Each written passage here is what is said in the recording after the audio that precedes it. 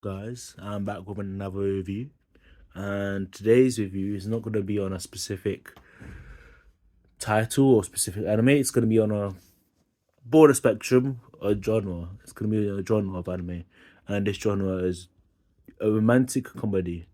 In the future, and coming up, I will shall release a review on a certain anime, and this anime has spurred me on to make a review on the whole genre because it's actually got me thinking while I watched it about the whole genre, and that genre is romantic comedy, or should I specify it into more romance? Because at least this anime, I feel, at least while watching, has been more focused on the romantic side than its comedy side. However, does have moments of comedy. However, it is a romantic comedy. And so let me start off with this review. What's my first point? My first point is that romantic comedies are very good at, you know, making you connected to their characters. They have a very good method using the comedic side to endear you to their characters better than many other genres do it.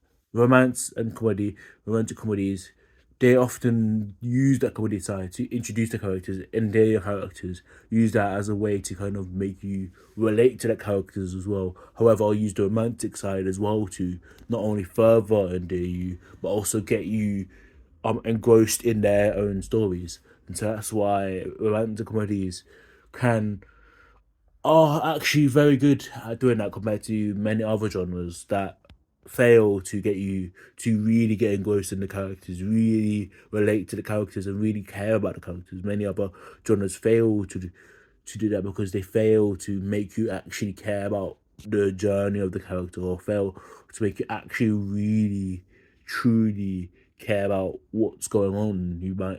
You know. And so romantic comedies are very good at what they do in that certain regard, at making you, you know, love the characters through the comedic side, making you laugh, making you giggle necessarily or laugh. However, obviously still has that behind that element to keep on pushing with the romantic side of the story, and this helps, and the comedic side helps push the romantic side of the romantic side of the anime. It helps push it along, and not make it look stale, and it's just another romance anime. No, it's a romantic romance anime, sure, but it's also a comedy. It's there to make you laugh, but however, you still have to focus on the romantic side. And for what I found from the romantic comedy side, that is one thing I thought the romantic comedy does spectacularly well. It also romantic comedies are very good at also, how do I should I say this? You know, they make do with what they have. Because what I mean by that is, unlike other genres, they're not introducing too much things, right? We're not introducing a whole world to you like, oh, this is the land of infinites. And in those cases, if you're introducing a whole new world, or a whole new kind of land or region, let's say because you're in an isekai, or you're in a action fantasy anime where they are set in different, they're not set on Earth, so you have to introduce all the different areas. They don't have that because all romantic comedies and romance and comedy anime are set on Earth, so they don't have that kind of having to introduce areas, introduce the law of those areas. Oh, this is the kingdom of this. This is the bureaucracy of this. This has a war of this. It doesn't have that. And so while it doesn't have to introduce all these big kind of lands and these different wars and these different things to you, and the whole, it doesn't have to do the whole world building necessarily. It's still able to develop its plot. And so what it lacks with that, it invests into increasing the diversity and the development of their characters. There are a lot of the characters, all most of the romantic comedies I've watched have their characters be very developed. They're all the characters, each and every one has the individual personality, where a lot of an individual personality which is distinguished from each other, and they are very developed. They all have their own problems, and as the, as the anime goes progresses, we often get to see we often get to see them progress. We often get like some segments where you're like, okay, cool, rather than it just dealing with the main kind of protagonist. No, it deals with the main protagonist's issues, but also deals with side um um supporting character A, supporting character B, supporting character C. While we still have the protagonist or protagonists, right, you still have the side parts who are also their own characters in and of itself. Whereas in a lot of other anime genres, you don't get that kind of development in character. Each character in a lot of other genres are the same. They are kind of they lack that kind of development in their characters. The characters can fall flat and be stale and just be like, oh yeah, I've seen this everywhere else, because they lack the area or ability or the necessary time to actually put investment in the other characters that they are trying to portray, and other characters that they're trying to convey to you are as important. And so romantic comedies have very good character development, have very good characters in general as well, and that's what I find with romantic comedies, romance as well as comedies. But in terms of romantic comedies, which is genre, I think they do have some of the best developed things, consistently developed characters out there. You will find. Thirdly, while on the outset they don't. While on the outset, romantic comedies can seemingly be boring because you know what's going to happen in some certain context, right? You know that the protagonist is going to get together with the love interest of choice. You know that love interest B is not going to get the thing in most cases. Obviously, there's some that for a child for a curveball, but you can mostly predict what they are. However, they are still, even with this kind of this expectation, love interest A is going to get it, love interest B is not going to get it, and all this stuff. Even with this kind of easy to kind of predict the high predictability, which will be part of the negative section later on. I will reiterate it. Um, it is still able to. It is still able to keep you engrossed in that story, and keep, if you're at least focused on it, and it's a good romantic comedy, it is able to not only have these things that are going to happen, it can still throw a curveball out there that that you're not going to expect. It still has ability to pull out shock factor, which every single genre of anime needs, or every single genre of anything really needs to have. Be able to has to have the ability to surprise you. You can if something relies on cliches, for example, too much, it can get annoying, right? If it's something so cliche, you might just throw it away. But with the truly great romantic comedies, tend to they tend to make it out to be, you know, make it out to show you. But look, this is not just some every ordinary romantic comedy, and you know that kind of thing. And so what I find with that is that there are many, and so what I find with that is that there are many more. There's much more consistently very good romantic comedies than there are consistently good isekais, or consistently good shonens, or consistently good fantasies. Those kind of genres, of action genres, the genres of fighting. You tend to find a consistently very good romantic comedies that necessarily, because you know that necessarily you wouldn't necessarily think are going to be good. You find much more of consistently good romantic comedies, and obviously that within every genre there are the stars of that genre, like the stars. I'm sure you can think of the star isekai anime, which is like the best isekai of all the isekais. Like for me, that is Tenshi, not Tenshi Miwa. Fucking I can't remember the name of it now. But it's like once I remember the name, I'll tell you. But Genshou Tenien, I think it's called. Why is that Genshou Tenien? Something like that. It's that, but again, I'll tell you. I'll type in the description if I find it. once I find it as well. But that's the star isekai necessarily, or the star fantasy. You surely find the star fantasy, that kind of one that portrays what are really the best, what a fantasy anime should be if it's going to be a great fantasy anime. And whereas, however, a lot of the others in those genres fall flat. There's those very good ones, and then there's kind of bottom feeders who try to feed off the success of the other one. Right, there's a lot of ones that in those type of genres which try to feed off the success of others, and so that lowers the qualities of them rather than necessarily bringing it up, because the idea is there that these ones did so well with the success of this certain trope, so we're gonna use those tropes in our one because it was so successful. However, it just doesn't work. It needs to have its own original. Like, for example, the success of Konosuba was that it was one of its kind. Necessarily that no one had done it in the way that Konosuba did. Or, for example, ReZero, which is another similar anime in the sense that the two kind of idiots move to a different world kind of thing. However, these two idiots, they've, even though they're too similar, they've done it, and they're still two separate animes with two separate. You can't say that ReZero and Konosuba are the same, but just some similar elements, right?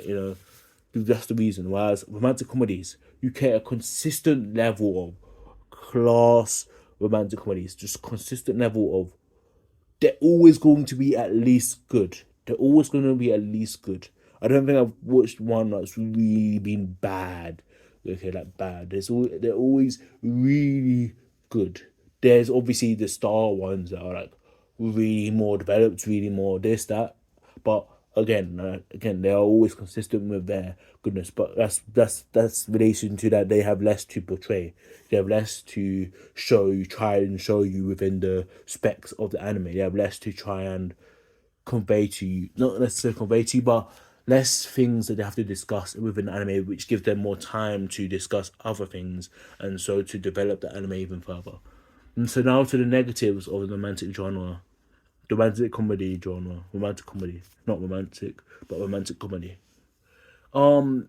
Just like it's romance and comedy subparts, it does fall into the fact that it is predictable, kind of, in the sense that that you can tell right from the get go most of the time, like 90% of the time, that love interest A or love interest B is gonna get it. You can tell from the get go that love interest A. The only real ones that you can't really are the ones that really throw a curveball, that really portray it as one thing, really at the start, like completely subvert your expectations, and then throw a curveball. Because, and those ones are the ones that hide it. They don't show it. They don't even think. They make it look like it's just a normal, and they subvert your expectations. And so, however, it still doesn't take away from the fact that they are predictable to a certain end. Like, what's going to happen. You know that they are going to get together. You know that these two that are prospectively could get together are not going to get together. That love interest C that was going on, that one thing, was always going to be for that one segment. You can always tell, kind of thing, like, who's going to get together, who's just there to add drama, who's just there to add plot or add development to the main character, kind of thing. You can always tell, kind of thing. So just like in some parts, it does fall prey and fall victim to that kind of thing. Another problem is that they kind of lack that impactfulness, right? Whereas, what I mean by that is they lack that kind of flair. And so a lot of times, because it's just Earth at the end of the day, because of the predictability, they lack that kind of thing that necessarily draws you to them, that kind of makes you want to watch them if you're not already into the romance side elements, or the comedy set elements already as a genre, or as genres in and of itself. Romantic comedy can fall victim to lacking impactfulness in terms of things to draw you to it. That's what I'm trying to say. They lack things to draw you and draw your attention to them if you don't try and specifically look for them. They can fall underneath the rug and make you kind of, you know, fall into insignificance. That's why, for example, you don't hear many people talk about them when you go to other anime reviews probably, or you go to this other things. You know, you don't get that kind of actual kind of things. No one generally speaks of romantic comedies. They either speak of romance or comedies. They kind of put romantic comedies as part of romance or comedy. You don't necessarily hear specifically about a specific romantic comedy. They just, oh, this was a very good romance anime. This was a very good comedy anime. However, it's actually a romantic comedy. It's supposed to envelop both of these ideas in one anime or one genre. But again, because of the lack of impactfulness in terms of lack of draw, it does kind of fall to its wayside. Another limitation of this anime anime is that, you know, is that how do I express this? You know, it leave some for a quarter of them, I would say, a quarter of them leave you wanting. They will leave you wanting for something. You know, they leave you wanting to see if. And that would be a perpetual problem. It's not something that they can fix. So it's not something that's necessarily a big problem, but they leave you wanting to see what would have happened if this has happened. What would have happened if option B had happened instead? What would have happened if this happened? You know, would their lives go swell as well? You know, why? You know, what specific? You know, they leave you with answers. So they leave you with questions a lot of the time.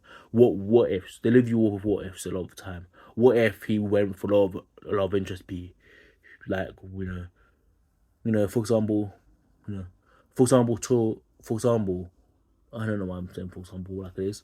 Um, yeah, like you know. Anyway,